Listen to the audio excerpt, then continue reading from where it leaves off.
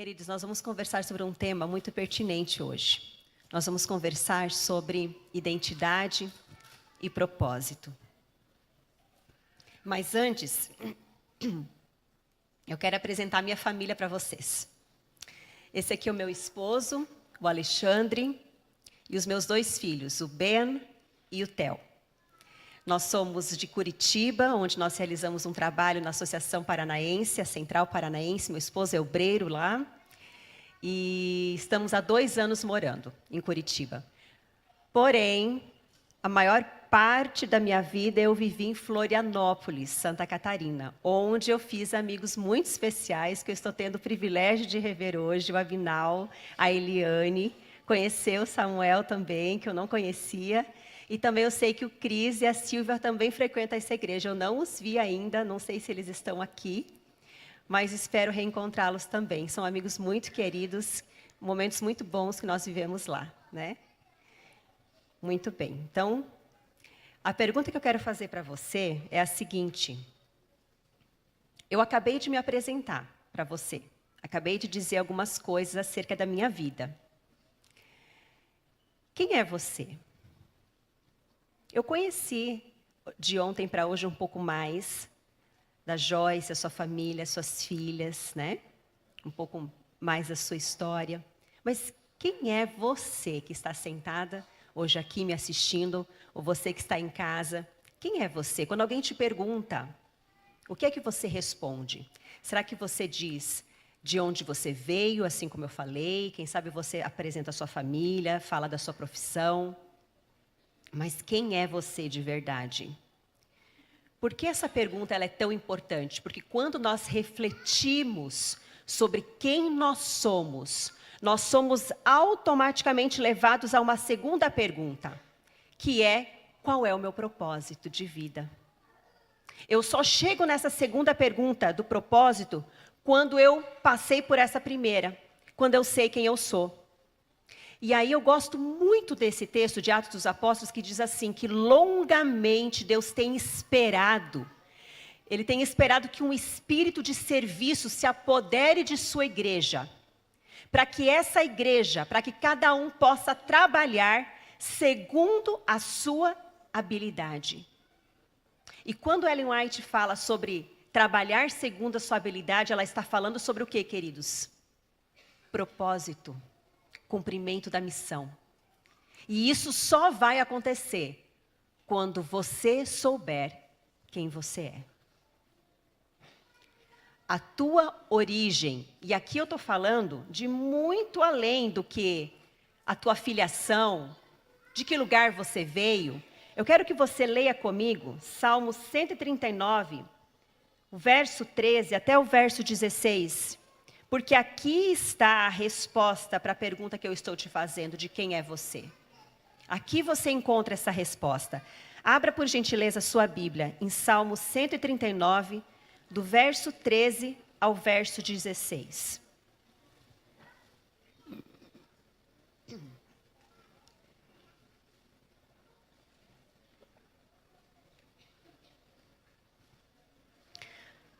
Na minha Bíblia diz assim: pois tu formaste o meu interior, tu me teceste no seio da minha mãe. Graças te dou, visto que por modo assombrosamente maravilhoso me formaste. As tuas obras são admiráveis, e a minha alma o sabe muito bem.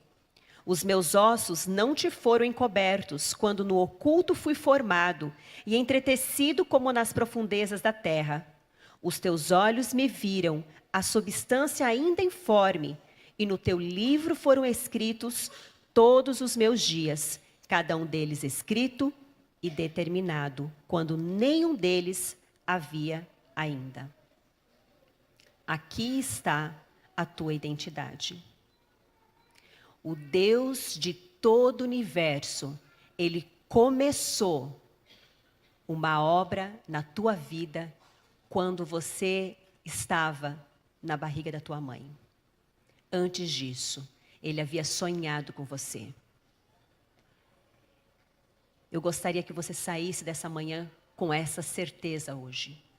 Porque essa certeza muda toda a tua história. Muda a maneira como você enxerga a tua vida. Muda o teu autoconceito. Muda o teu valor diante das pessoas. Quando você sabe que você é obra-prima das mãos do Criador. Efésios 2:10 também tem um texto muito bonito. Você pode acompanhar aqui na tela, ou pode abrir a sua Bíblia.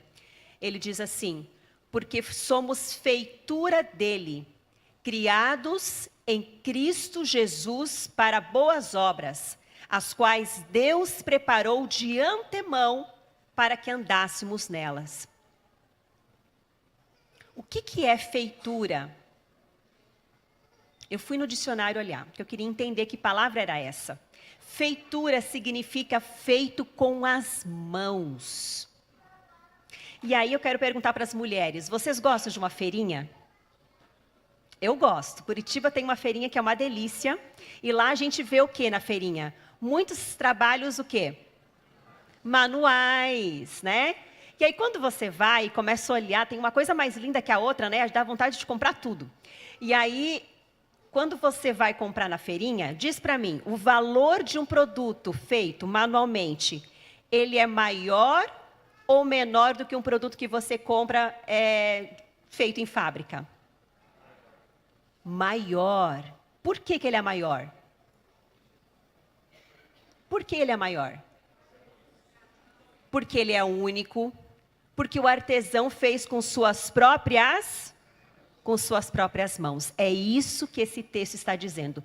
O Senhor Deus, Ele te criou pelas próprias mãos dele. Você foi feita como obra-prima da criação de Deus. E Ele te criou já pensando em como seria a tua vida. Ele já te preparou de antemão obras para que você possa andar nessas obras. É isso que esse texto está dizendo. Você é criação especial de Deus. Você é feito à sua imagem e semelhança. E se você quiser descobrir o propósito de Deus para a tua vida, você precisa aceitar essa verdade. Você precisa entender quem você é. E aí, a gente vê uma infinidade de livros, hoje publicados, livros de autoajuda, que dizem assim: você quer ser feliz? Você quer saber quem você é? A resposta está aonde? Dentro de você. A resposta está dentro de você. A palavra do Senhor te diz hoje, não. A resposta está, Isaías 45:22. Olhai para mim e sereis salvos. É olhando para Jesus que você encontra a resposta de quem você é. A chave para viver uma vida para a qual você foi criado, para a qual você foi formado, é olhar para esse Deus, é olhar para Ele e pedir, Senhor, me ajuda a contar os meus dias.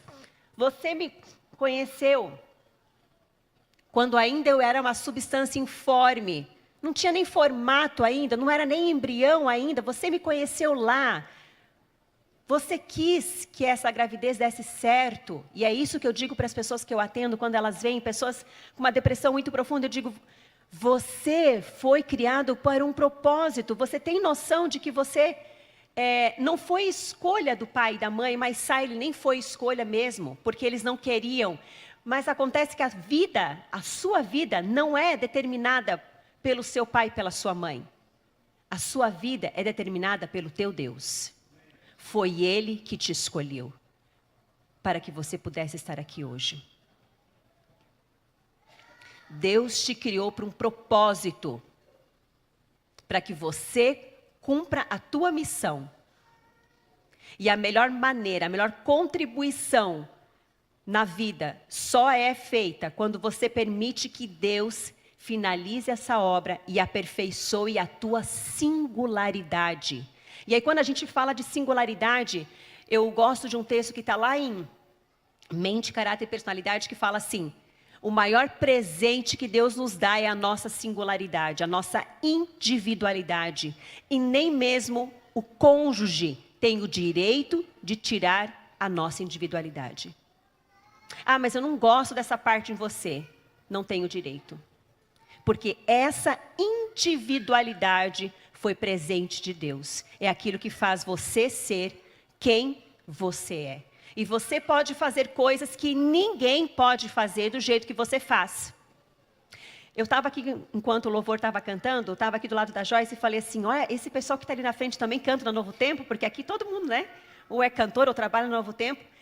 E pode ser que você pense assim, eu sou um cantor, ou eu trabalho no Novo Tempo, mas tem várias pessoas que fazem a mesma coisa que eu faço. Mas do jeito que você faz, não há. Só você faz desse jeitinho. A experiência que nós temos com você falando, ou com você cantando, ela é única. Porque é você que está fazendo. Tem um livro que se chama Cura para a Vida Comum. Eu esqueci agora o nome do autor. Estava com ele na ponta da língua, agora esqueci. Max Lucado, lembrei.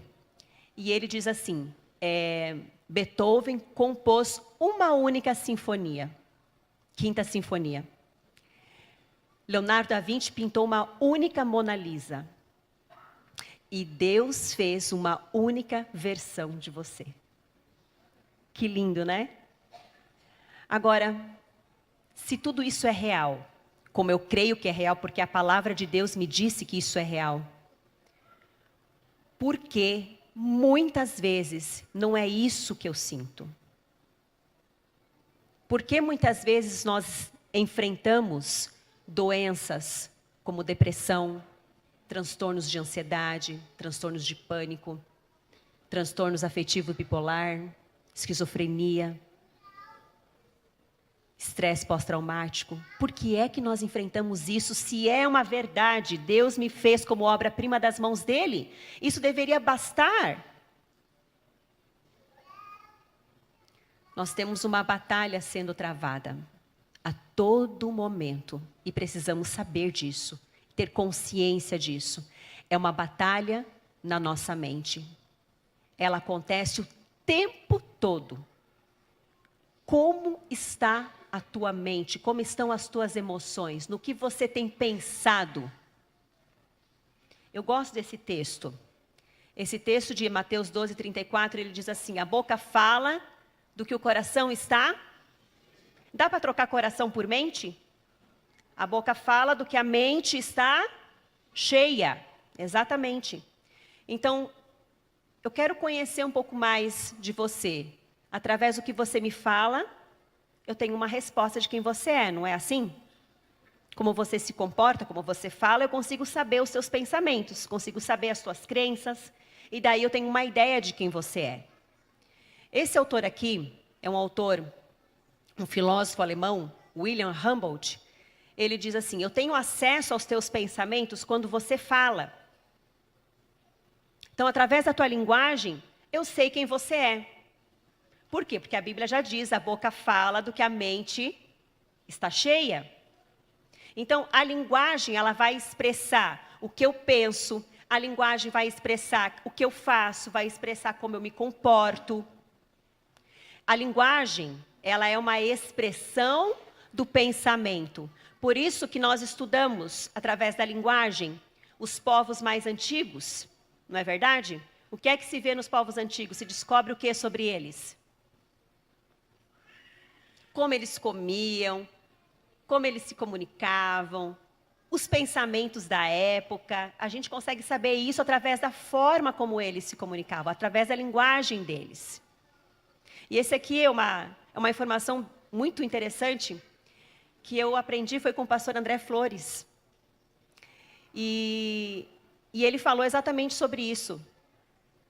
Nós pensamos, nós sentimos e nós nos comportamos.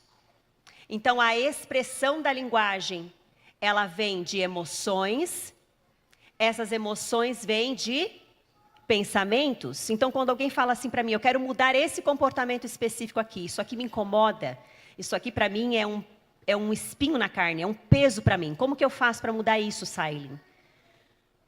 A resposta não está no comportamento.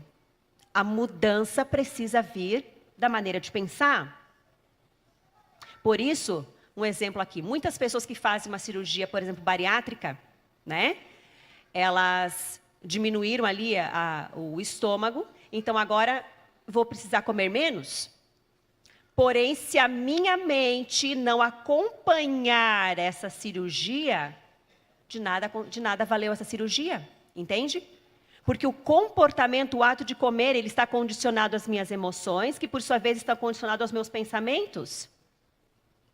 Então, como eu imagino na minha mente, é assim que eu me comporto? É assim que eu sou? Isso está lá em Provérbios 23:7, Salomão dizendo isso. Como o homem imagina na sua alma, assim ele é. Então, se tudo se origina nos pensamentos, qual é a origem dos pensamentos? A origem dos pensamentos vem das nossas experiências de vida, das nossas histórias, das histórias que são vivenciadas e das histórias que são contadas. Então, os primeiros ali, quando eu sou criança, né? Eu vou experienciar, as minhas primeiras experiências serão com os cuidadores, com meus pais, com a família, com esse núcleo familiar, pai, mãe, avô, avó. Mas depois isso vai estender para a escola, vai estender também para a igreja, e tudo que eu for experienciando, e o que for me contado, o que eu for retendo de informação, isso vai formar as minhas crenças, os meus pensamentos. Então vejam, os meus pensamentos expressam quem eu sou, o meu comportamento, a minha linguagem. E os meus pensamentos vêm das histórias que são vivenciadas ou são contadas para mim. Essas histórias, essas minhas experiências, elas vão revelar quem eu sou e elas vão me dar uma realidade de Deus, de quem é Deus. E olha que interessante saber sobre isso, porque se a origem dos pensamentos são as histórias, Deus utiliza isso para formar os meus pensamentos também. Quanto da Bíblia você acha que é história ou narrativa? Quase toda a Bíblia. Quase toda a Bíblia, ou ela é história ou ela é uma narrativa. Aquilo que não é, ainda assim, que são as profecias, né? Elas vão se basear em histórias para trazer aquela informação. Então, essas histórias, elas expressam uma realidade de Deus e uma realidade de nós mesmos. É através das histórias que nós contamos para as crianças, nós ajudamos essas crianças a construir uma realidade saudável de Deus. É o que eu vivencio com essas crianças. E Satanás conhece tudo isso. E o que é que ele faz? Ele vai usar histórias também. Quem são os primeiros a construir histórias na nossa mente, queridos? Quem são os primeiros? Os pais. As histórias vivenciadas começam dentro de casa. E aí nós temos vários estudos nos mostrando, fazendo associação entre doenças psicossomáticas, transtornos mentais, com experiências na infância. Mais e mais, dentro da neurociência, nós temos nos debruçado para estudar sobre isso. E temos entendido algumas verdades que hoje eu quero compartilhar com vocês. Esse estudo aqui é um estudo maravilhoso, quem quiser pode ter acesso. Ele está no YouTube, também pelo Google, você encontra o estudo completo para você ler e entender mais. Ele se chama Experiências Adversas na Infância e o impacto disso na saúde física e saúde emocional da pessoa. E aí ele vai fazer, esse estudo foi feito com mais de 17 mil pessoas e foi um estudo longitudinal, ele durou mais de 15 anos. E o que é que eles entenderam desse estudo? Eles dividiram em categorias as experiências que esses participantes traziam, desde os 0 até os 18 anos. Então, é importantíssimo esse marco da vida, do 0 aos 18 anos. O que acontece nesse período marca uma criança para o resto da vida, tá? Então, o que eles fizeram? Eles entrevistaram essas pessoas, acompanharam essas pessoas por mais de 15 anos, e eles fizeram uma relação com as doenças. as experiências que essas pessoas passaram na infância, dos 0 a 18 anos, e as doenças que elas então tinham adquirido, né, desenvolvido na vida adulta. E aí, dentro das experiências, eles dividiram em 3 categorias de abuso: o abuso físico, o abuso emocional e o abuso sexual.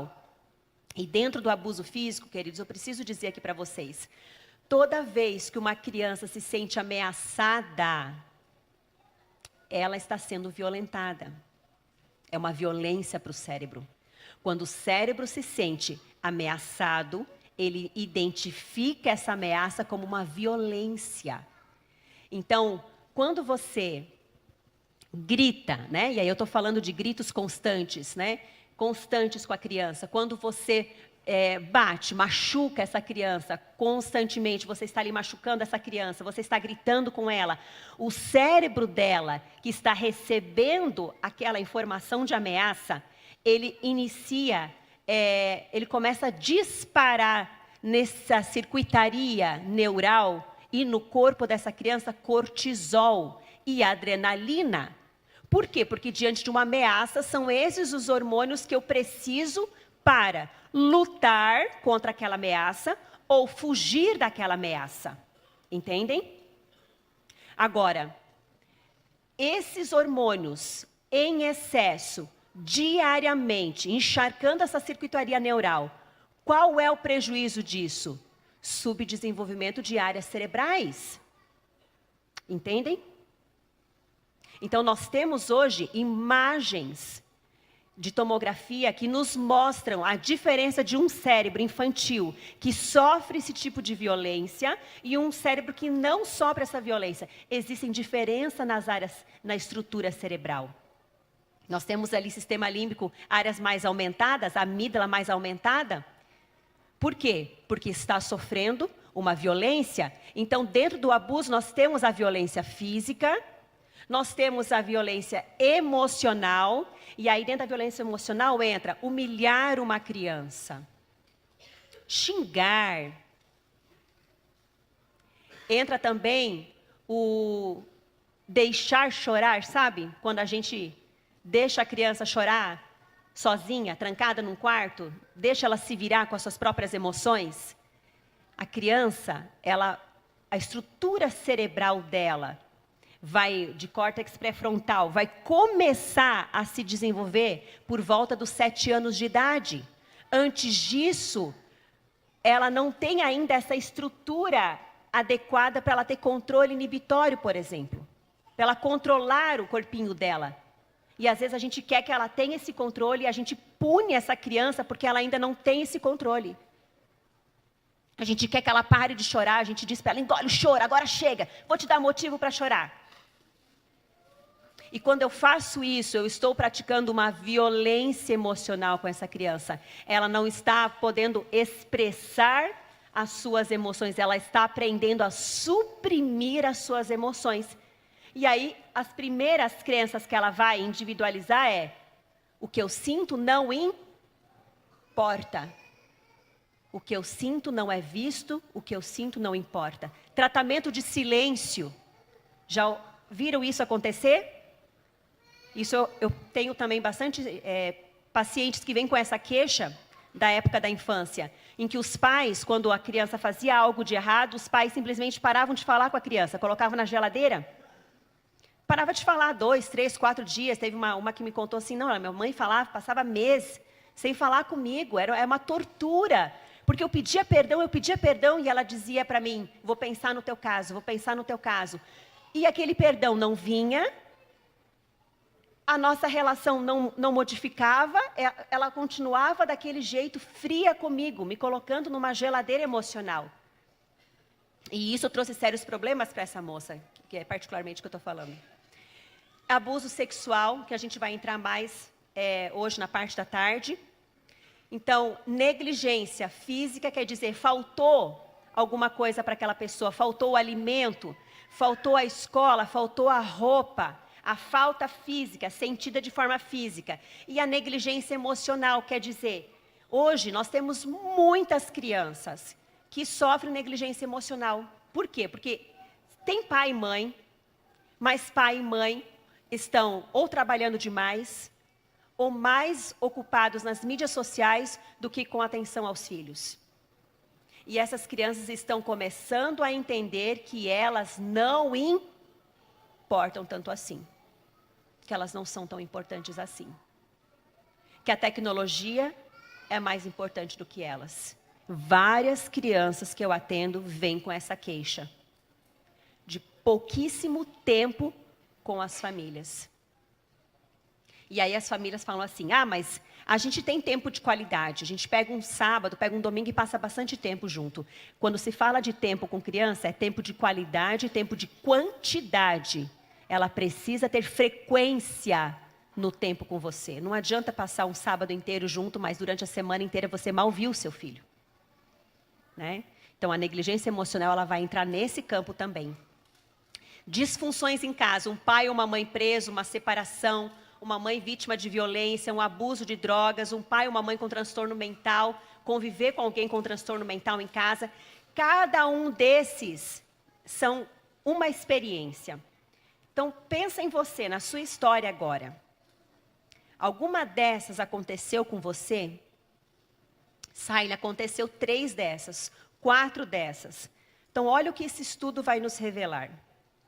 Se você pontuou 4 ou mais experiências adversas como essa na infância, a chance de desenvolver um alcoolismo, ela aumenta em 700%. Câncer, 200%. Doença pulmonar crônica, 390%. Hepatite, 240%. Depressão, 460%. E tentativa de suicídio em 220%. Esse estudo revela para nós um problema de saúde pública, concordam?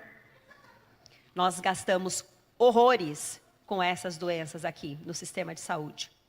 Quando a base delas já existe uma relação muito forte, nos mostrando que a base delas, nós temos ali as experiências adversas na infância.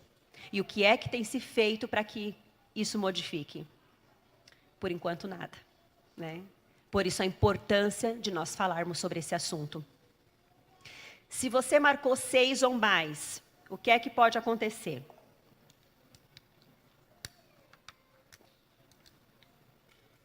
Reduz a expectativa de vida em média 20 anos. E aumenta em 3.000% a tentativa de suicídio. Eu tratei uma pessoa em que ele marcou as 10 experiências. As 10.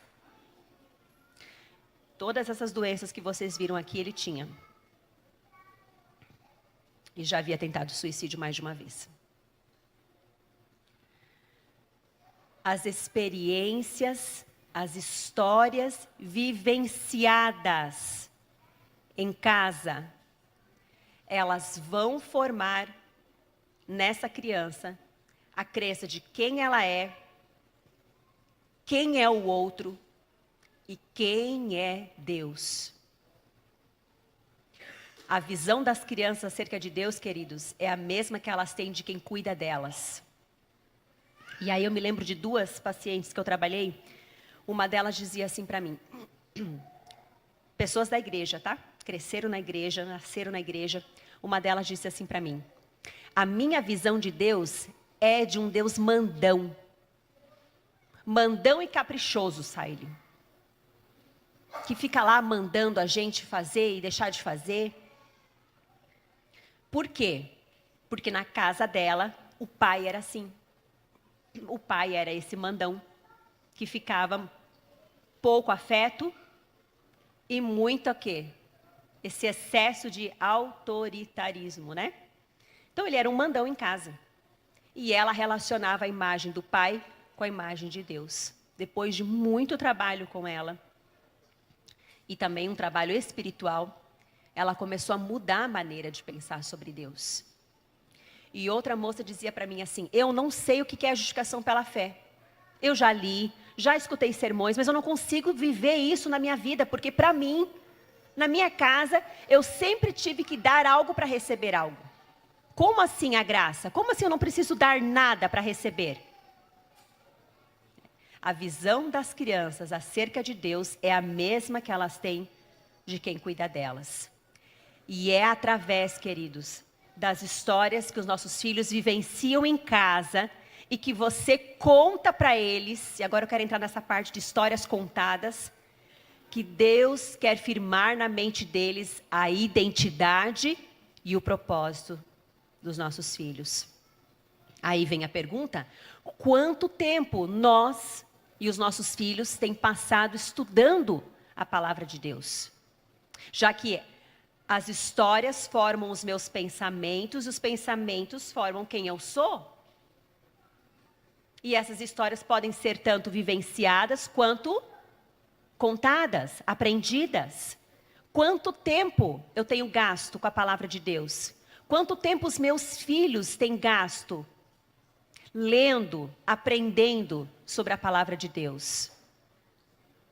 Ellen White diz assim nesse texto: vi que jovens e adultos negligenciam a Bíblia. Não fazem desse livro seu estudo e regra de vida como devem.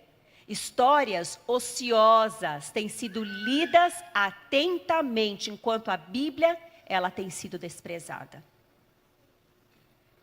Os que dão rédea solta à mente para divertir-se com histórias tolas, contos ociosos, alimentam a imaginação, mas o brilho da palavra de Deus fica eclipsado.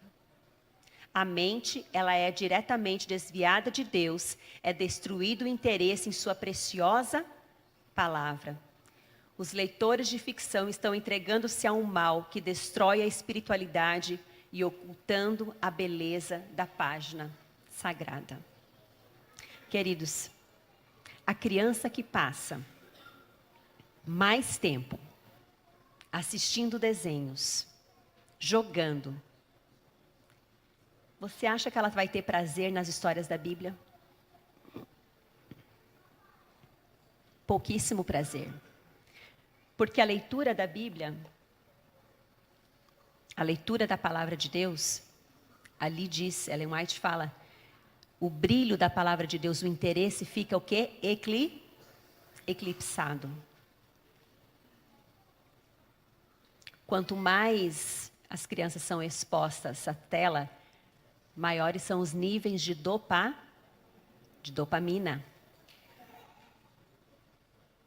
E esses níveis, eles chegam num ponto em que a criança, ela vai exigir, o cérebro dela vai exigindo níveis maiores. E aí, quando ela vai para a palavra de Deus, ela não encontra a mesma dopamina. Quanto tempo os teus filhos têm gasto diante de uma tela? Quanto tempo você tem gasto diante de uma tela? Quando eu vou trabalhar com as crianças esse assunto, elas dizem assim: mas a minha mamãe fica, meu papai fica. Será que você tem tido tempo para desligar o seu celular, deixar de lado o celular e ter tempo de qualidade e quantidade com a tua família? O celular hoje representa o trabalho, eu sei disso, o meu também é pelo celular. Mas tem um momento em que eu preciso tirar, preciso desligar, para que até os meus filhos possam ver que existe um limite para isso. Para que quando eu for dar o limite para eles, eles saibam, opa, o limite vale para os meus pais também.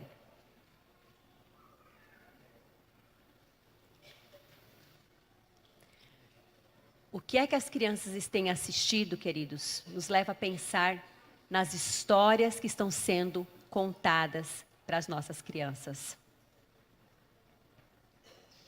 Você tem tido cuidado de ver o que o teu filho assiste?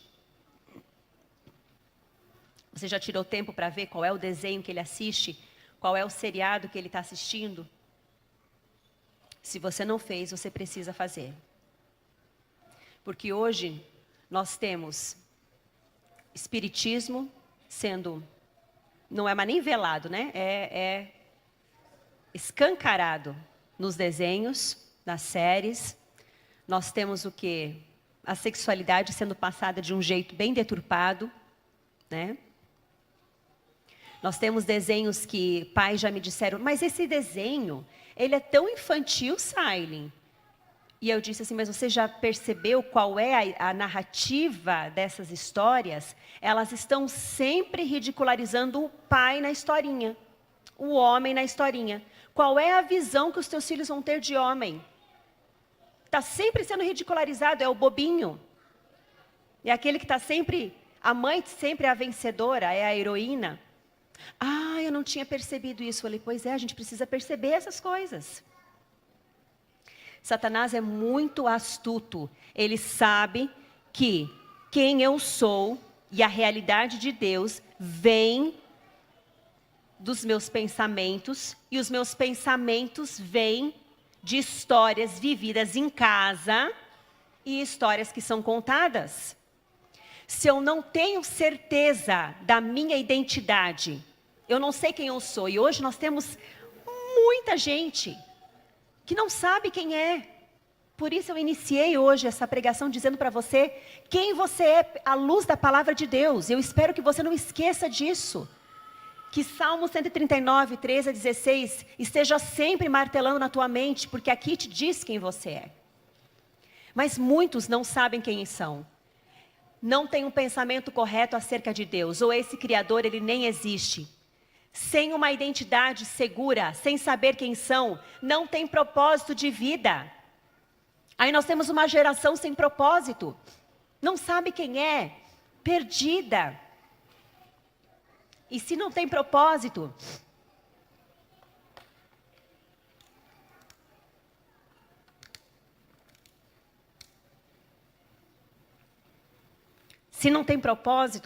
não cumpre a missão. A Bíblia nos aconselha a renovarmos a nossa maneira de pensar. Ela diz assim em Romanos 12, 2. Renovai-vos pela vossa mente, para que possais conhecer a boa, perfeita vontade de Deus. Como renovar a mente, queridos? Aquilo que eu estou colocando dentro da minha mente. É dessa maneira que ela vai ser renovada. Ela é renovada, sim, pelo Espírito Santo de Deus. Mas o que é que eu estou alimentando nessa mente?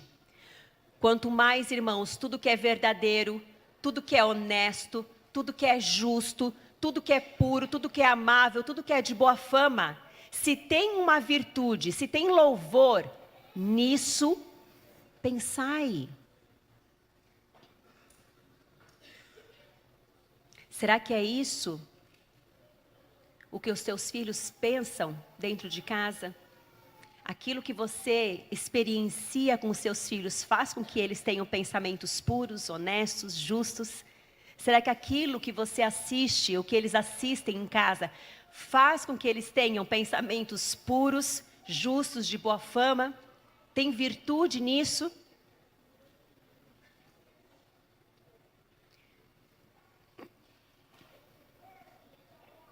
Não permita que as histórias da sua vida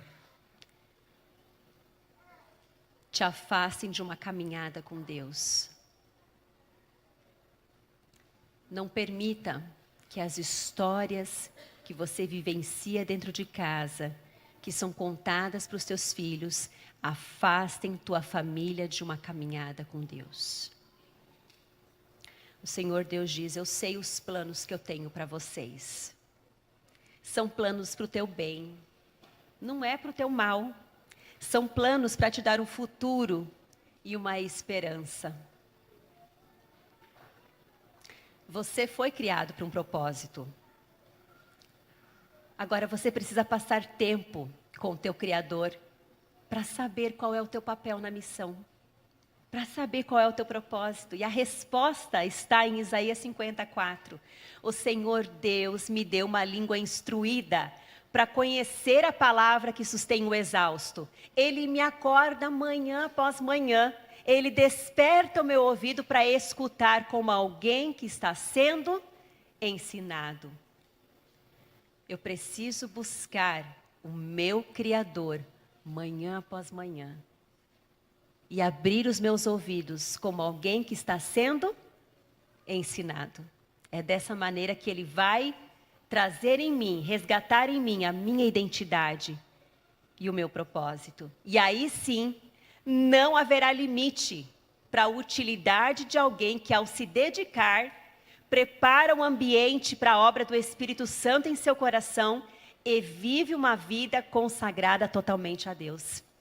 Ellen White diz: não há limite para aquele que abre o coração, prepara a mente para que essa obra do Espírito Santo possa acontecer e vive uma vida completamente consagrada a Deus. Você pode ser qualquer coisa que você quiser? Ou será que você pode ser tudo o que Deus quer que você seja? Foi para essa hora que você nasceu, não esqueça disso. Foi para essa hora que você foi chamado por Deus. Amém. Coloque-se de pé, nós vamos cantar e depois nós iremos orar.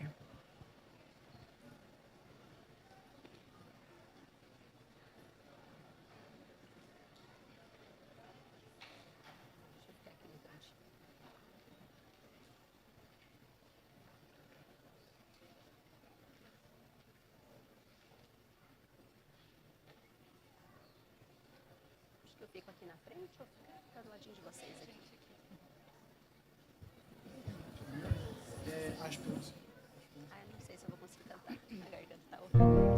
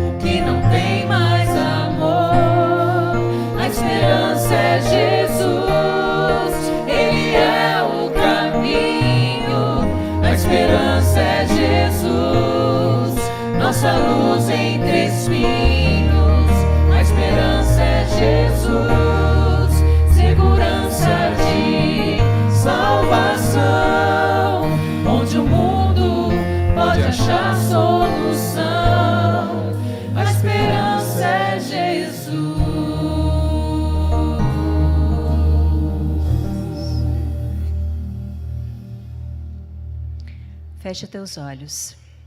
Pai querido, Obrigada, Senhor, pela oportunidade que tivemos de te louvar e engrandecer o teu santo nome. Senhor, dá-nos a certeza de quem nós somos. Dá a certeza aos nossos filhos de quem eles são, Senhor. Que as histórias que nós temos contado e que nós temos vivido dentro da nossa casa, Senhor, possam refletir o caráter de Deus. Pai querido, que o teu Espírito Santo se apodere da tua igreja para que ela possa trabalhar, cada um segundo a sua habilidade. Pedimos estas bênçãos no nome de Jesus. Amém.